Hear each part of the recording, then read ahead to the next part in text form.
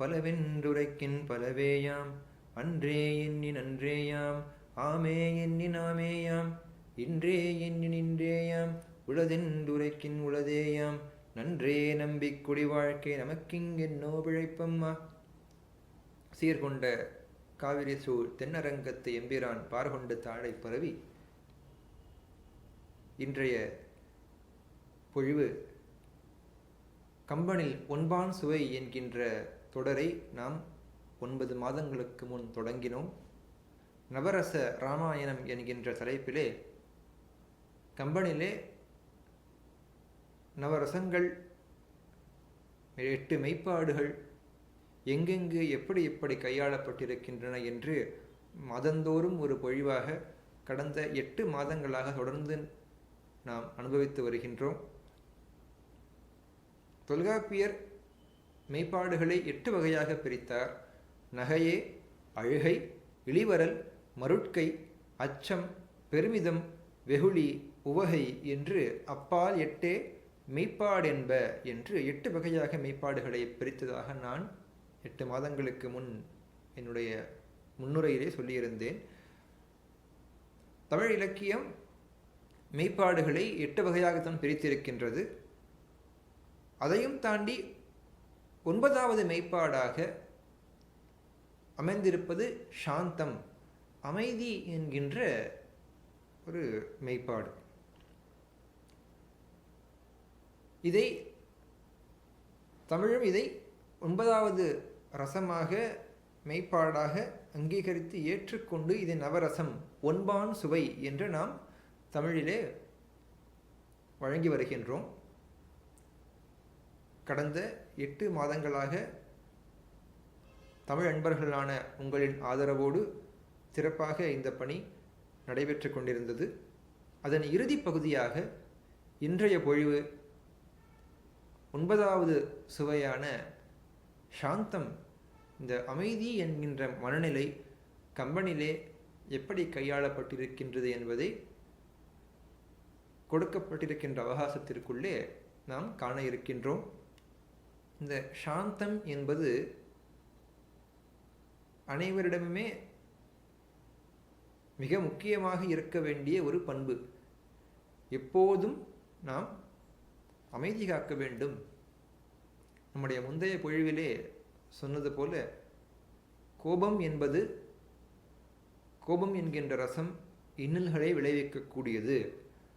இதை திருவள்ளுவரே வெகுளாமை என்கின்ற அதிகாரத்திலே அவர் கோபத்திற்கு வைத்த பெயர், மிக அழகான ஒரு பெயரை திருவள்ளுவர் கோபம் என்கின்ற குணத்திற்கு சூட்டியிருப்பார். எப்படி பயிர்களிலே வருகின்ற பூச்சியை கொல்வதற்கு பூச்சிக்கொல்லியை பயன்படுத்துகின்றோம். பூச்சியை கொல்ல பயன்படுத்துவது எப்படி பூச்சிக்கொல்லியோ,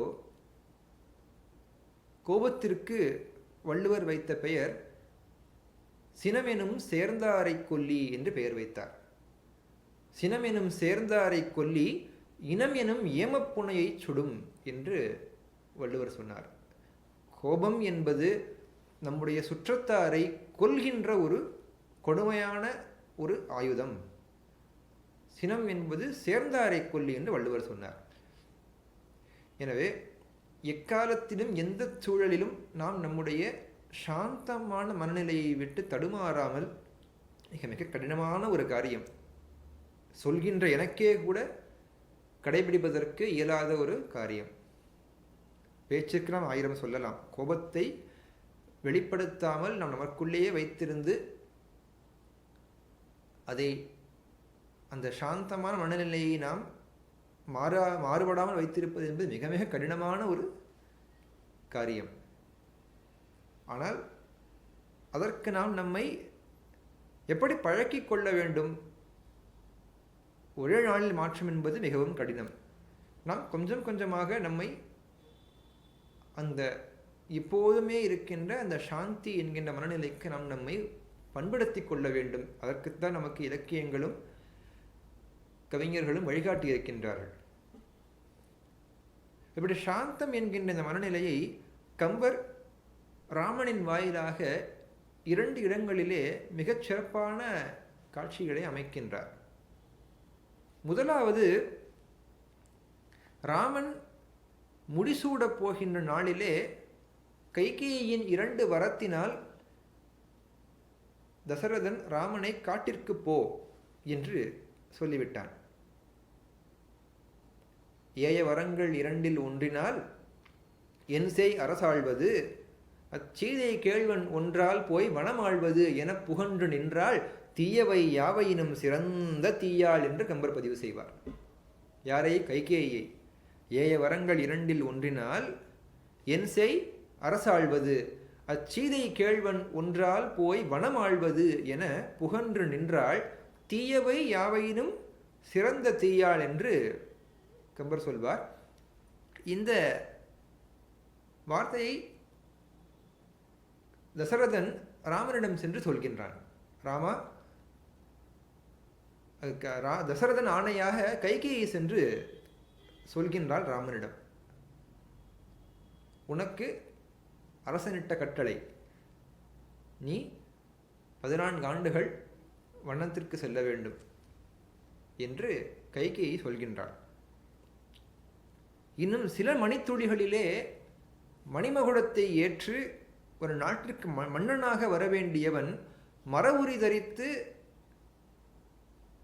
தேசாந்திரம் சென்று காட்டிலே தங்க வேண்டும் என்கின்ற வார்த்தையை கேட்டால் எவராக இருந்தாலும் மனத்திலே ஒரு சஞ்சலம் தோன்றும், கோபம் வரும், வெறுப்பு வரும். என்ன செய்வோம் என்று நமக்கே தெரியாது. கை கிட்டுகின்ற தூரத்திலே சொர்க்கம் இருக்கின்றது, அதையெல்லாம் துறந்து விட்டு நீ காட்டிற்கு செல்ல வேண்டும் என்று ஒருவர் சொல்லும் போது அதை நாம் எப்படி கையாள்கிறோம்?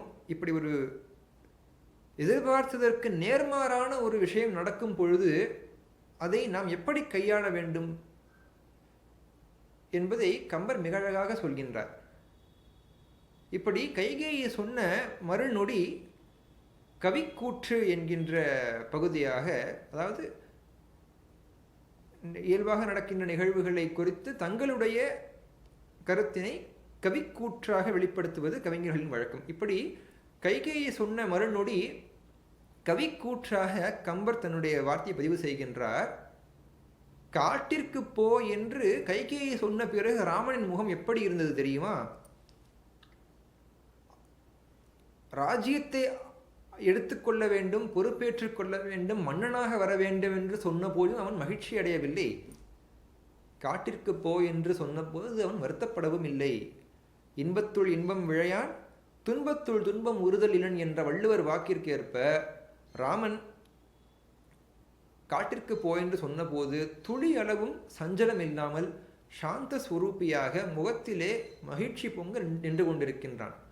அதை கம்பர் சொல்வார், குளத்திலே அப்போது காலை பூத்த ஒரு தாமரை பூவை கொண்டு வந்து ராமன் முகத்திற்கு பக்கத்திலே அன்று அலர்ந்த, அப்போது அலர்ந்த பூ, அந்த நொடி மலர்ந்த ஒரு பூவை கொண்டு வந்து ராமன் முகத்தருகே வைத்தால் அந்த பூ தோற்றுவிடும், ராமன் முகம் ஜெயித்துவிடும்.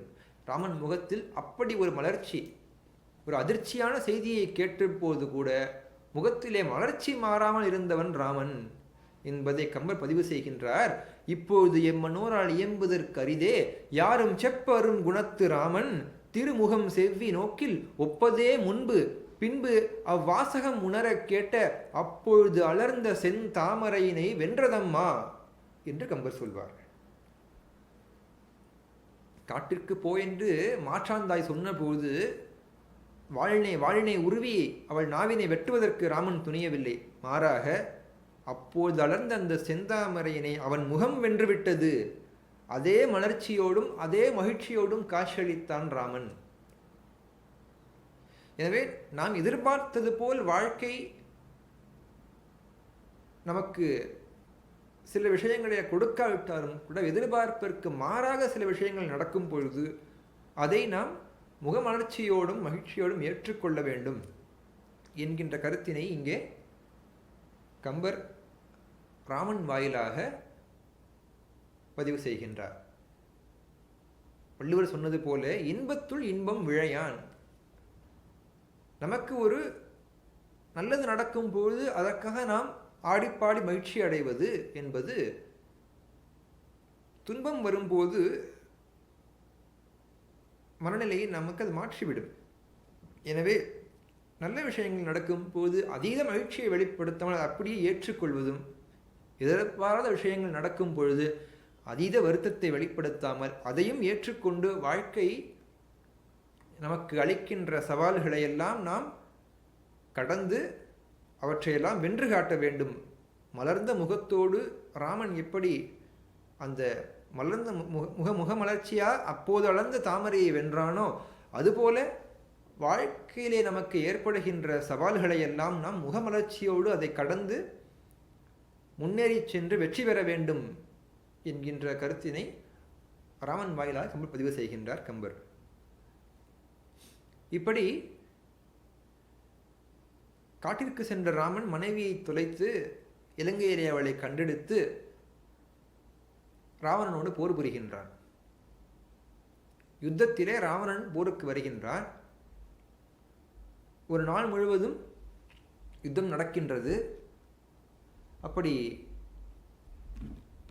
யுத்தத்திலே ராமனானவன் ராவணனை வென்று விடுகின்றான். நிராயுதபாணியாக ராவணனை ராமன் நிற்க வைக்கின்றான். இப்படி பல ஆயிரம் வீரர்களை ராமன் கொன்று குவிக்கின்றான். பல ஆயிரம் வீரர்களை ராமன் கொன்று குவிக்கின்றான். ராவணன் தன் கண் முன்னே நிராயுதபாணியாக நிற்பதை ராமன் கண்ணுற்றான். இத்தனை காலம் மனைவியை பிரிந்திருந்த ராமன் நினைத்திருந்தால் ராவணனை கொன்றிருக்கலாம். ஆனால் அவன் மனம் திரும்புவதற்காக மேலும் ஒரு வாய்ப்பினை கொடுக்கின்றான் ராமன். ராவணனிடம் ராமன் சொன்னது, உனக்கு மற்றும் ஒரு வாய்ப்பை கொடுக்கின்றேன். இன்று போய் நாளை வா. நாளை வரும்பொழுது என் மனைவியை அழைத்து கொண்டு வந்தால் யுத்தத்தை நிறுத்தி கொள்ளலாம். ஆனால் அப்போது மனம் திரும்பி நீ வரவில்லை என்றால் யுத்தம் தொடரும். எனவே உனக்கு நான் மேலும் ஒரு வாய்ப்பினை கொடுக்கின்றேன், இதை நீ பயன்படுத்திக் கொள் என்று அந்த ஒரு தன் பக்கம் அனைத்து வாய்ப்புகளும் இருந்தும் கூட ராவணனை கொல்வதற்கு அந்த சாந்தம் என்கின்ற மனோபாவத்தினை ராமன் வெளிப்படுத்துகின்றான். அங்கே எதிரியாகவே இருந்தாலும் நாம் கோபத்தில் செயல்படக்கூடாது என்ற சஞ்சலமில்லாத மனத்தினை கொண்டு தீர்க்கமான ஒரு பார்வையினோடு சாந்தமான ஒரு மனநிலையோடு தன்னுடைய எண்ணத்தை அங்கே ராமன் வெளிப்படுத்துகின்றான். இன்று போய் போருக்கு நாளை வாயன நல்கினன் என்று கம்பர் சொல்லும்போது சொல்வார், நாகிழங்கமுகின் வாழை ஆளைய உனக்கமைந்தன மாருதம் அரைந்த பூளையாயின கண்டனை இன்று போய் போருக்கு நாளை வாயன நல்கினன் நாகிழங்கமுகின் வாழை தாவுரு கோசல நாடுடை வள்ளல் என்று கம்பர் சொல்வார். மனம் திரும்பி வந்தால் யுத்தம் நிறுத்தப்படும் என்று ராமன் அறிவிக்கின்றான். இப்படி ராமனிடம் தோற்று முதல் நாள் யுத்தத்திலே ராவணன் இலங்கைக்கு திரும்புகின்றான். இப்போ இலங்கைக்கு சென்ற ராவணன் தன்னுடைய எண்ண ஓட்டங்களை எல்லாம் மாலியவானிடம் பகிர்ந்து கொள்கின்றான். மாலியவானிடம் சொல்கின்றான் ராவணன், ராமன் எவ்வளவு அழகாக போர் செய்தான் தெரியுமா? ராமனுடைய வீரத்தை கண்டு நான் வியக்கின்றேன். ஆனால் ராமனுடைய வீரத்தை கண்டு நான் வியப்பதை காட்டிலும் ராமனிடம் நான் மிகவும் வியந்து பார்ப்பது அவனுடைய அமைதியான மனநிலையைத்தான் என்று ராவணன் சொல்கின்றான். இத்தனை ஆயிரம் பேரை போரிலே கொன்று குவித்து விட்டான் ராமன். என்னையும் தோற்கடித்து விட்டான், நிராயுதபாணியாக்கி விட்டான். ஆனால் அவனுடைய முகத்திலே ஒரு சின்ன சலனம் கூட இல்லை. வென்றுவிட்டோம் என்ற மகிழ்ச்சியும் இல்லை, தோற்கடித்தோம் என்ற ஆணவம் இல்லை, மனைவியை பிரித்தவன் என்கின்ற கோபம் இல்லை, எந்த விதமான உணர்ச்சி அவன் முகத்திலே இல்லை. மிகவும் சாந்தமான மனநிலையிலே அவன் ராமன் இருந்ததை நினைத்து எனக்கு மிகுந்த ஆச்சரியமாக இருக்கின்றது மாலியவானே என்று ராவணன் மாலியவானிடம் சொல்வதாக கம்பர் ஒரு காட்சி அமைத்திருப்பார். இந்த காட்சியிலே கம்பர் கையாள்கின்ற ஒரு நயத்தை நாம் பார்க்க இருக்கின்றோம். அதாவது ராமனை காட்டிற்கு அனுப்புவதற்கு மூல காரணமாக இருந்தது கைகேயின் தாதியாக இருந்த மந்தரை என்று அழைக்கப்படுகின்ற கூனி. இந்த கூனியானவள் மந்தரையின் மனத்தை மாற்றி ராமனை வெளியேற்றினாள். அதை ஏன் கூனி அப்படி செய்தாள், ராமன் மீது அவளுக்கு என்ன வெறுப்பு என்பதை கம்பர் ஒரு இடத்தை பதிவு செய்திருப்பார். இளம் வயதிலே ராமன் குழந்தையாக இருந்தபொழுது தன்னுடைய குழந்தை பருவத்திலே கூனி நடந்து சென்று கொண்டிருக்கின்றாள். அந்த கூனியின் முதுகிலே இருந்த கூனை நோக்கி ராமன் விளையாட்டாய் ஒரு அம்பினிலே மண் உருண்டையை வைத்து அந்த முதுகிலே எய்து விடுகின்றான். குழந்தை பருவத்திலே ராமன் கூனியின் முதுகிலே இருக்கின்ற கூனின் மீது ஒரு அம்பிலே மண் உருண்டையை வைத்து அடித்து விடுகின்றான்.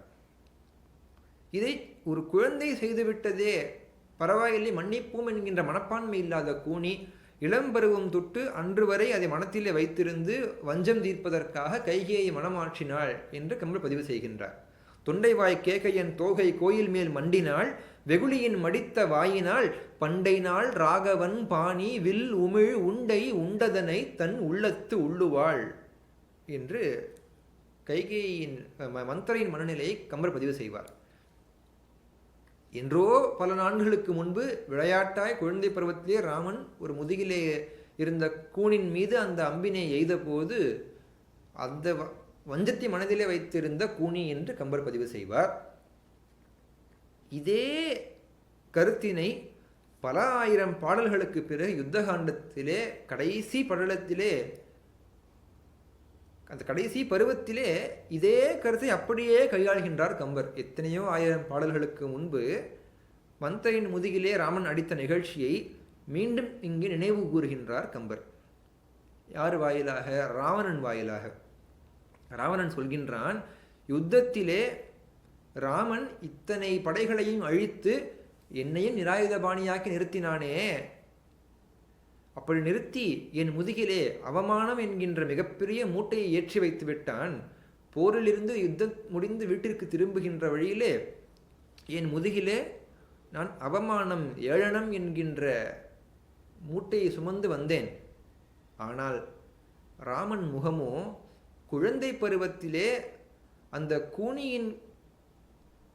கூனின் மீது மண் உருண்டையை விட்டு அடித்த பொழுது அவன் முகத்திலே எப்படி அந்த ஒரு குழந்தைத்தனமும் ஒரு அமைதியும் நிறைந்திருந்ததோ அதே மனநிலையை தான் நான் இப்போதும் ராமன் முகத்திலே பார்த்தேன் என்று ராவணன் சொல்வதாக கம்பர் காட்சி அமைத்திருக்கின்றார். இவ்வளவு மிகப்பெரிய வெற்றியை அடைந்த ராமன் குழந்தை பருவத்தில் இருந்த மந்தரை மீது அடித்த மண் உருண்டை அடித்த போது இருந்த அதே மனநிலை, முகபாவம், அதே மன அமைதி, அதே சாந்தம் இன்றும் ராமன் முகத்தில் வெற்றி அடைந்த போதும் அப்படியே இருக்கின்றது என்ற கருத்தை ராவணன் சொல்லும் போது கம்பர் மிக அழகாக சொல்வார். எரித்த போர் அரக்கர் ஆவி எண்ணிலா வெள்ளம் எஞ்ச பறித்த போது என்னை அந்த பரிபவம் முதுகில் பற்ற. இவன் இத்தனை உயிர்களை பறித்த போது என்னை அந்த பரிபவம் முதுகில் பற்றி, பரிபவம் என்றால் ஏளனம், அந்த ஒரு அவமானம் என்னுடைய முதுகிலே பற்றி கொள்ள பொறித்த போது அண்ணான் அந்த கூன் போக உண்டை தெரித்த போது ஒத்ததன்றி சினம் உண்மை தெரிந்ததில்லை என்று கம்பர் சொல்வார். அந்த கூனியின் மீது எய்த அம்பு கூட விளையாட்டாக ராமன் எய்யவில்லையாம். அந்த கூனின் முதுகிலே இருக்கின்ற கூன் அவளை விட்டு போய்விடாதா, அவள் மீண்டும் பழைய நிலைமைக்கு மாறி கூன் இல்லாமல் நடப்பதற்கு உதவி செய்யலாமே என்கின்ற நல்ல எண்ணத்தோடு ராமன் செய்ததாக கம்பர் சொல்வார். கூன் போக உண்டை தெரித்த போது ஒத்ததன்றி சினம் ஒன்றும் தெரிந்ததில்லை என்று கம்பர் சொல்வார். கூனியின் முதுகிலே இருந்த அந்த கூனானது விலகுவதற்காக ராமன் அம்பு எய்த போது எந்த மனநிலையில இருந்தானோ அதே சாந்த ஸ்வரூபியாக, அதே சலனமற்ற முகத்தவனாக ராமன் காட்சியளித்தானே என்று எதிரியாகிய ராமனின் அமைதியான சலனமற்ற ஒரு மனநிலையை பாராட்டுவதாக கம்பர் காட்சி அமைத்திருப்பார். இப்படி ராமன் இரு இடங்களிலே அமைதி காத்ததாக கம்பர் அழகாக எழுதியிருக்கின்றார். ஒன்று, காட்டிற்கு போ என்று சொன்ன போதும் முகமலர்ச்சி மாறவில்லை. யுத்தத்திலே ராவணன் படையை அழித்து நிராயுதபாணி ஆக்கிய போதும் குழந்தை பருவத்தில் இருந்த அதே அழகும் அமைதியும் சஞ்சலமற்ற தன்மையும் முகத்திலே இருந்து மாறவில்லை என்று நமக்கு வாழ்க்கையிலே நாம் கடைபிடிக்க வேண்டிய மிக முக்கியமான ஒரு பாடத்தை கம்பர் பதிவு செய்கின்றார். எந்த நிலை வந்தாலும், துன்பமோ மகிழ்ச்சியோ என்ன வந்தாலும், நாம் நம்முடைய மனநிலையை சமநிலையாக வைத்திருக்க வேண்டும் என்கின்ற கருத்தினை நாம் கம்பர் வாயிலாக இன்று பார்த்தோம். இப்படி சாந்தம் என்கின்ற பாவம், மெய்ப்பாடு பல இடங்களிலே கம்பரிலே வெளிப்படுகின்றது.